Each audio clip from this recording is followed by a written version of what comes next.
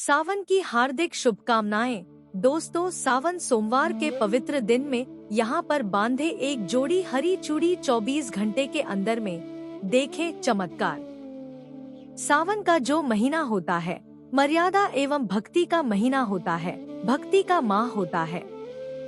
सावन के पूरे महीने पर भगवान भोलेनाथ जी का नियंत्रण माना जाता है। कालों के भी काल कहे जाने वाले महाकाल शिव शंभू को सावन का महीना बहुत ही खूबसूरत लगता है। इस समय सूखे पड़े बंजर, सूखे पड़े बाग खिलखिला उठते हैं। चारों ओर हरियाली ही हरियाली दिखाई होती है। सावन का महीना लड्डू गोपाल श्री कृष्ण को अति प्रिय है।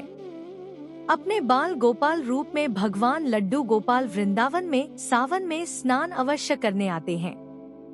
श्री कृष्ण सखियों के साथ मिलकर वर्षा आदि में स्नान करते हैं और नृत्य आदि करते हैं। दोस्तों, ऐसा माना जाता है कि सावन के पूरे महीने भर भगवान भोलेनाथ जी की पूजा पाठ करने से वह शीघ्र ही प्रसन्न होते हैं। सावन का पूरा महीना भगवान भोलेनाथ का प्रिय महीना है। इसकी अनेक पौराणिक कथाएं एवं धार्मिक मान्यताएं भी हैं। दोस्तों, जनसाधारण लोग किसी और महीने में संयम नियम का पालन करें या न करें, लेकिन सावन के महीने में संयम एवं नियम का पालन जरूर करते हैं। सावन में जो लोग व्रत आदि करते हैं तो उन्हें पूरे महीने भर लहसुन, प्याज तथा किसी का झूठा भोजन भी नहीं करना चाहिए, क्योंकि इस समय व्रतधारी भगवान शिव की शरण में होता है। तो आप कोई भी ऐसा पाप न करें जिससे भगवान शिव क्रोधित हो जाएं। तो आज की जो वीडियो है बहुत ही सुंदर है, ज्ञानवर्धक जानकारी है। इस वीडियो को अपने फायदे के लिए जरूर पूरा देखना है, क्योंकि अधूरा ज्ञान हमेशा अधूरा फल ही देगा और भगवान शिव का अपमान भी माना जाएगा। सावन के महीने की विशेष महत्व कुछ इस प्रकार से है। दोस्तों, सावन के महीने में ही समुद्र मंथन हुआ था। सावन के महीने में ही माता लक्ष्मी उत्पन्न हुई थी और माता लक्ष्मी को धन की देवी का दर्जा सावन के महीने में ही प्राप्त हुआ था। सावन के महीने में ही भगवान भोलेनाथ भूलोक पर आ जाते हैं और भूलोक पर जिनके घर पर यथावत शिवलिंग रखा हुआ होता है तो उनके घर में भगवान आशिंक रूप में जरूर आते हैं। दोस्तों, इस माह में भगवान विष्णु योग निद्रा में चले जाते हैं, तो सृष्टि का जो भार होता है वह भगवान भोलेनाथ संभालते हैं। तो आज की जो वीडियो का विषय है बहुत ही सुंदर है कि इस वृक्ष पर बांधे 2 जोड़ा हरी चूड़ी। आपकी हर इच्छा शीघ्र ही पूर्ण होगी और इस वृक्ष पर सावन में अगर हरी चूड़ी बांधते हैं तो आपकी सभी मनोकामना शीघ्र ही पूर्ण होगी ही होगी और आपका आने वाला समय भी सुगमता पूर्वक से गुजरेगा और कैसी भी आपके जीवन में जो परेशानी चल रही हो वह परेशानी भी समाप्त हो जाएगी। अच्छी चूड़ी सभी समुदाय के लोग पहनते हैं। हिंदू, मुस्लिम, सिख, ईसाई सभी लोग अपने हाथों में चूड़ियां अवश्य धारण करते हैं। कोई इसे बैंगल्स बोलता है तो कोई इसे करे तो कोई इसे चूड़ी आदि बोलता है, लेकिन चूड़ी का महत्व सर्वप्रिय है।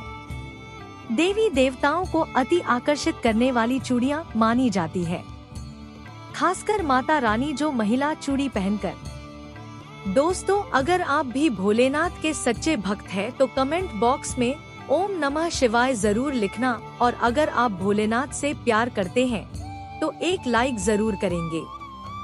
दोस्तों, भगवान भोलेनाथ जी को यह 3 वृक्ष अत्यंत प्रिय है और इस वृक्ष की पूजा करने से शिव पूजा करने का ही फल प्राप्त होता है। दोस्तों, इस वृक्ष के बारे में शास्त्रों में यह भी कहा जाता है कि मनुष्य जाति के जन्म कल्याण के लिए स्वयं भगवान भोलेनाथ एवं माता पार्वती इन वृक्षों के रूप में भूलोक पर अवतरित हुए थे, अर्थात भूलोक पर जन्म लिया था। तो आइए इस वीडियो में जानते हैं सावन में हरी चूड़ी का महत्व। दोस्तों, हरा रंग सौभाग्य एवं उल्लास का प्रतीक माना जाता है, जो मन को शीघ्र ही आनंदित करता है। हरा रंग प्रकृति का स्वरूप है। हरा रंग प्रकृति का स्वरूप माना जाता है और माता पार्वती भी प्रकृति है एवं भोलेनाथ को पुरुष माना जाता है। दोस्तों, हरे रंग का उदाहरण कुछ इस प्रकार से है जैसे सावन में भगवान शिवजी को चढ़ाए जाने वाले बेलपत्र, धतूरा, भांग एवं दूब हरे रंग की होती है। दोस्तों, प्रकृति निर्माण करने वाले भगवान भोलेनाथ हरे रंग से अतिशीघ्र ही प्रसन्न होते हैं। सावन में जो महिला हरे रंग की चूड़ी पहनती है, हरे वस्त्र धारण करती है, उन्हें अखंड सौभाग्य की प्राप्ति होती है। दोस्तों, इसलिए कहा जाता है जितनी भी माताएं बहनें हैं उन्हें पूरे सावन के महीने में हरे रंग की चूड़ी जरूर पहननी चाहिए, हरे वस्त्र जरूर धारण करने चाहिए। सावन के महीने में जो माताएं बहनें भगवान भोलेनाथ की पूजा करती है, शिव पूजा करती है, ऐसी माता बहनों को हरे रंग के वस्त्र धारण करने चाहिए और भूलकर भी सावन के महीने में नीले और काले वस्त्र किसी भी महिला को कदापि नहीं पहनने चाहिए। ऐसा माना जाता है कि इस रंग के कपड़े पहनने से महिला के पति पर कष्ट आते हैं और उनके पति की आयु कम हो जाती है। तो दोस्तों, इस वृक्ष पर किसी भी सावन सोमवार के दिन या सावन में किसी भी समय जरूर बांधे हरी चूड़ी, दुर्भाग्य आपका सौभाग्य में बदल जाएगा। कैसी भी आपके ऊपर परेशानी हो, गरीबी हो, कष्ट हो, कर्ज हो, तकलीफ हो, जीवन में जो परेशानी हो, वो सारी समस्याएं समाप्त हो जाएंगी। दोस्तों, केवल एक ही सोमवार के दिन अगर आप यह उपाय करते हैं, हरी चूड़ी इस वृक्ष पर बांधते हैं, तो आपके जन्म जन्मांतर की गरीबी भी मिट जाती है और शीघ्र ही आपके एक ही सोमवार के दिन यह उपाय करने से मनोकामना पूर्ण होगी। तो दोस्तों, वह वृक्ष कौन से है, आइए जानते हैं। प्रथम वृक्ष है शमी का वृक्ष। शमी के वृक्ष के बारे में ध्यान से सुनिएगा तो शमी का वृक्ष माता पार्वती का एवं भगवान भोलेनाथ जी का मिश्रित स्वरूप कहा जाता है। इसलिए दोस्तों, शमी के वृक्ष को उमामहेश्वर वृक्ष भी कहा जाता है। पूरे सावन भर शमी के वृक्ष पर माता पार्वती एवं भगवान भोलेनाथ जी का वास माना जाता है। सावन के महीने में गोधूली बेला पर प्रदोष काल के समय अर्थात दोस्तों जब न ही दिन हो और न ही रात अर्थात संध्या काल के समय, तो इस वृक्ष को संध्या काल के समय में, गोधूली बेला में या फिर प्रदोष समय में इस वृक्ष को छूने से पाप दोष, कष्ट एवं परेशानी केवल सावन के महीने में छूने मात्र से समाप्त हो जाती है। दोस्तों, सावन के पवित्र महीने में अगर शमी वृक्ष की जड़ पर कच्चा दूध डाला जाए तो भगवान शिव शीघ्र ही प्रसन्न होते हैं एवं माता पार्वती का ढेर सारा आशीर्वाद प्राप्त होता है। दोस्तों, शमी के वृक्ष का महत्व कुछ इस प्रकार से है। भगवान राम रावण पर आक्रमण करने के पूर्व भगवान राम ने शमी वृक्ष की पूजा की थी और पांडवों ने अपने दिव्य हथियार भी शमी के वृक्ष के नीचे में दबाए थे।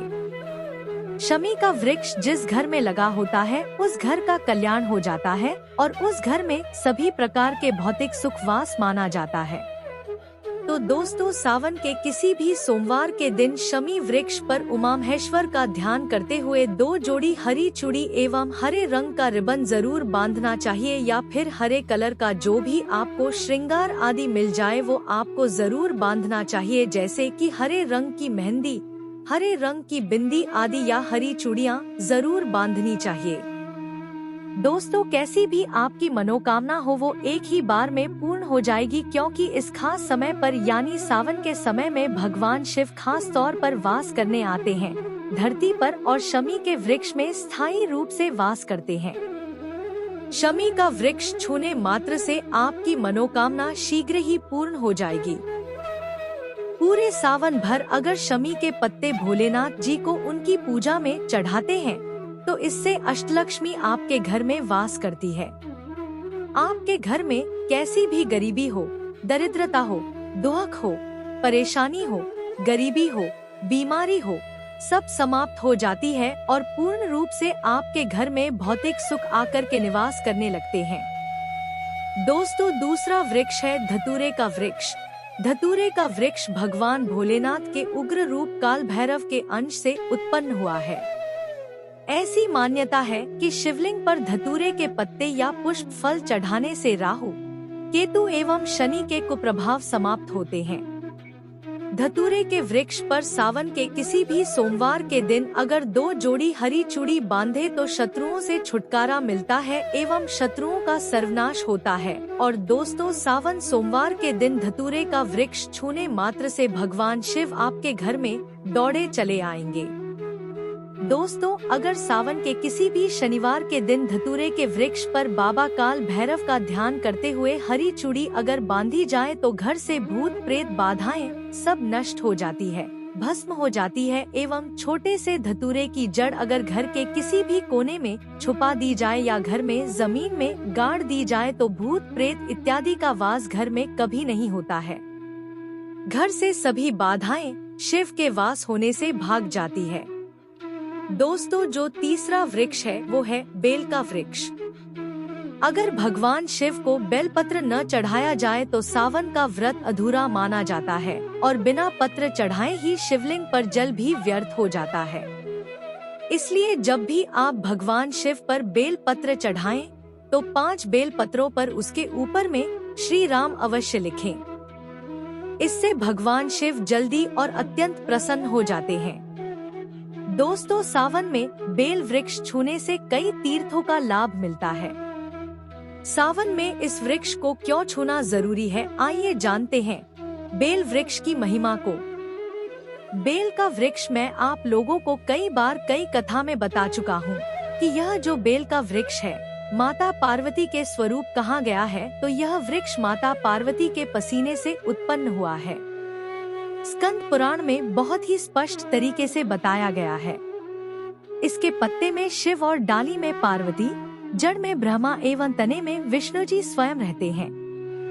संध्या काल में ऐसा माना जाता है कि शिव मंदिर के समीप में जो बेल के वृक्ष है, इसके नीचे में अगर कोई भी व्यक्ति सावन में शाम के समय, वैसे तो इसे डेली जलाना चाहिए, लेकिन अगर सावन के पावन दिनों में शाम के समय अगर भगवान शंकर जी का कोई भी शिव मंदिर है तो उसके किनारे में जो कोई बेल का वृक्ष हो वहाँ पर बिल्कुल आप एक घी का दीपक जला दीजिए। इसे बहुत ही उत्तम कहा गया है। वैसे अगर आप घी का दीपक जलाते हैं तो आपको धन, गुण एवं परम शिव भक्त की प्राप्ति होती है। दोस्तों, इस वृक्ष को छूने से पाप तत्काल नष्ट हो जाते हैं। कैसा भी आपके जीवन में पाप वो दूर हो जाता है, तो आपको करना क्या है?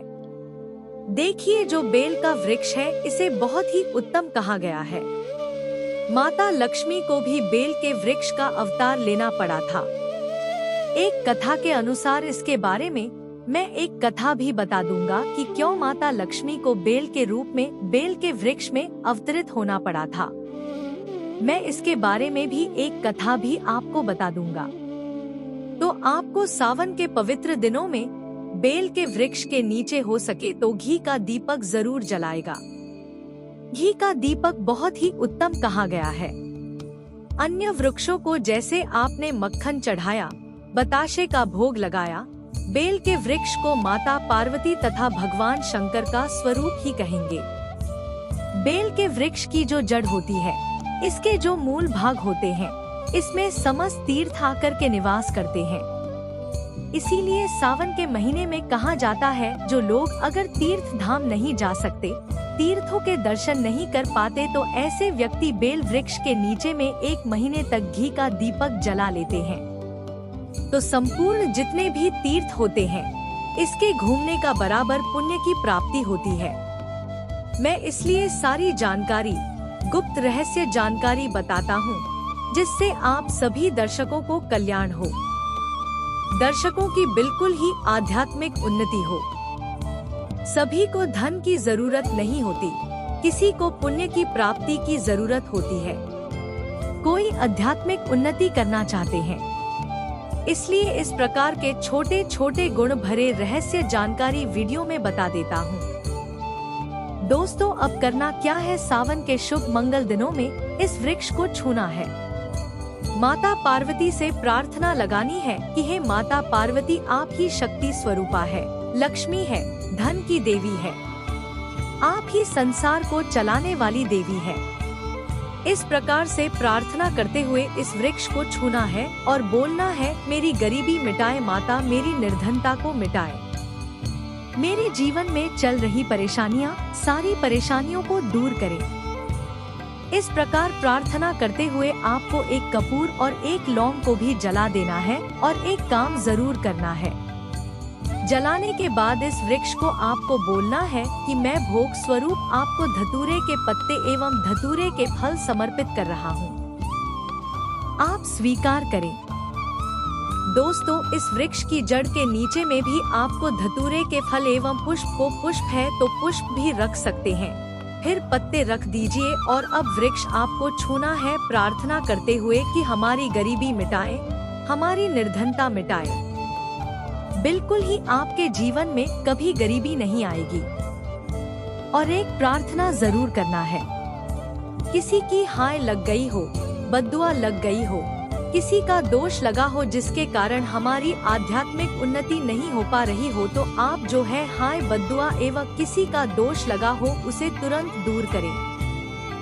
शनि राहु केतु का अगर दुष्ट प्रभाव लग रहा हो, नवग्रहों में से कोई नवग्रह हमें पीड़ित कर रहा हो, या फिर किसी भी हमारे पूर्वजों द्वारा किसी भी प्रकार का हमें पितृदोष लगा हो, क्योंकि पितृदोष लगने के कारण व्यक्ति की आत्मिक उन्नति भी नहीं हो पाती, तो आप बोलना कि समस्त प्रकार के दोषों को आप दूर करें, अपने अंदर में खींच लीजिए और आप हमें दोष मुक्त कर दीजिए।